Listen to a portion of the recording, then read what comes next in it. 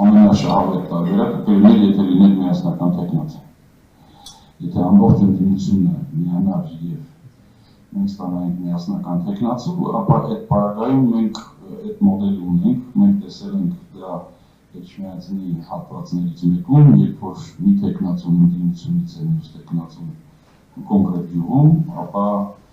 իշխանությունից, ապա այդ գյուղում ընտրական ակտիվությունը եղել է մոտ 60%, եւ ընդդիմությունը հավաքել է 60-ից ավելի տոկոս հավաքելով։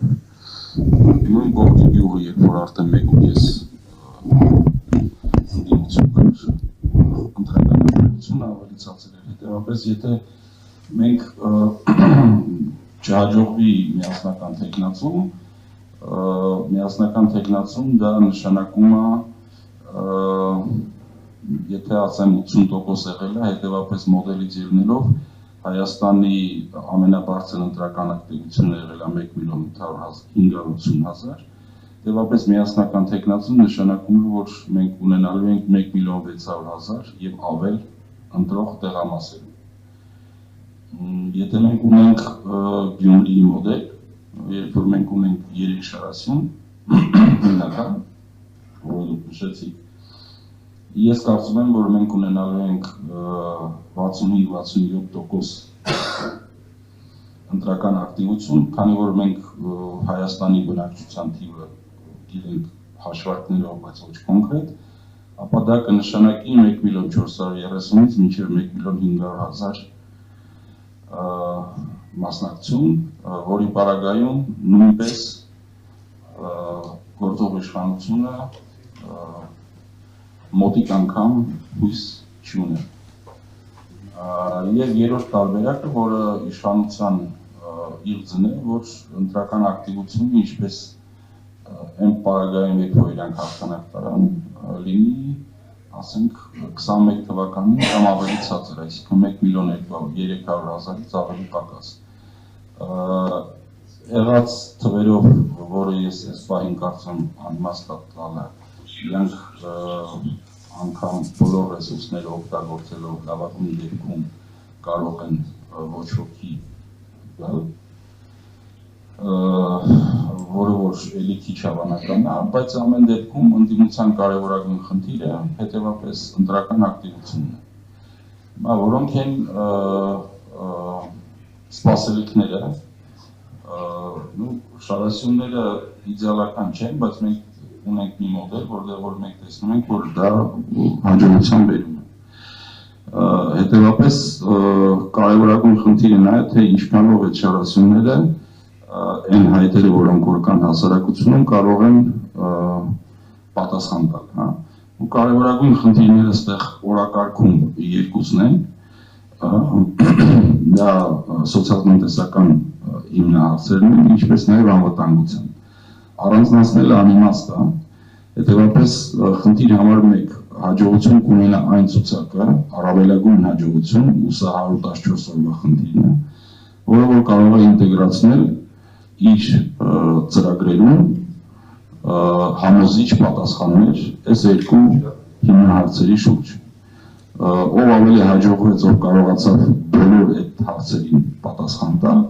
նա կունենա ավելի շահավետ դիրքեր։ Երկրորդ կարևորագույն խնդիրը, որը որ ես կառանձնացնեի, դա միասնության պահանջն է այնուամենայնիվ, այսինքն հայ ժողովրդի ընտրություն կատարելու կարևորագույն չափանիշը դա միասնությունն է, ժողովուրդն է, այսինքն որ մոտավորապես պատկերացնենք, հայ ժողովրդի մեծ մասը դա մարդիկ են, որոնք գնում են ինչ-որ մի առիթով ռեստորան ու պատվիրելուց նայում են կողքին ինչ է պատվիրում։ Իսկ ես տեսնեմ ժողովրդին ինչ ասում, որ հասկանամ ճիշտ ու սխալը որն է, ու ըստ այդմ կարողանամ իմ որոշումը կայացնել։ Ու այդ միասնության պահանջը առաջ երթին գալիս է նրանից, որ ես ճիշտ ու սխալ որոշում կատարելու համար պետք է նայեմ, թե ժողովրդը ինչ է անում։ Այս տեսակետից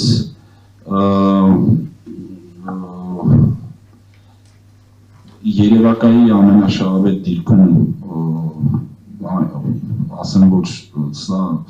տենց միտում օրինակ ես կտեսնեի առաջարկ Հայաստան ես կասեի բրենդը ինչու դրա համար որ այդ առաջարկ Հայաստանը սոցիալական ցանցերում դարել է ոնց որ անդրոիդը այսինքն դա բաց կոդ է ու տարբեր մարդիկ որոնք որ ինչ-որ մտքեր ունեն կամ համարում են որ ունեն կարևոր են այդ մտքերը թե չէ բայց իրենք կարողանում են ներկայացնել հետևապես այդ միասնության հայտը կարող է փակել օրինակ առաջարկ Հայաստանը դա նույնպես շատ կարևոր մի հաջողության նշան է թե ասենք գրողի համար թե ընդհանուր ընդդիմության համար երրորդ հայտը որը որ կա նոր հատկապես կրթված հատվածի մոտ կա նոր մարդկանց հայտը նաև նշենք որ 18 թվականին այդ հայտը նույնպես եղել է ու այսօր ընտրողների զգալի մասը ունեն ճիշտ հակառակը վախ որ եթե ինչ-որ մի երիտասարդ ամփոփ կա, ապա մենք մի անգամ արդեն տեսել ենք։ Հետևաբար այն ցուցակը, որը կկարողանա ինտեգրացնել փորձն ու նոր մարդը, նույնպես կարող է ինչ-որ առավելություն ստանալ։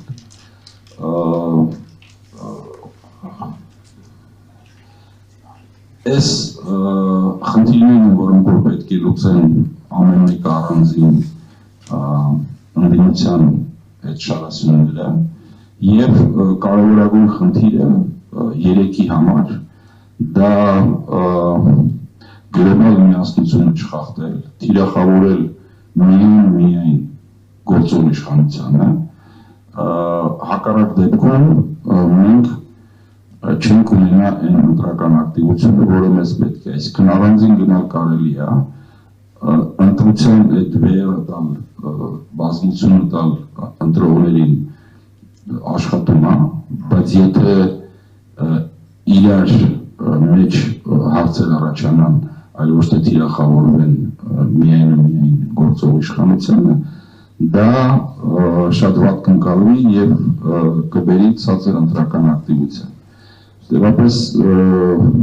տարբերությունները հագովելի են, ես ասացի ինչ ուղղությունով ամեն մեկը պետք է աշխատի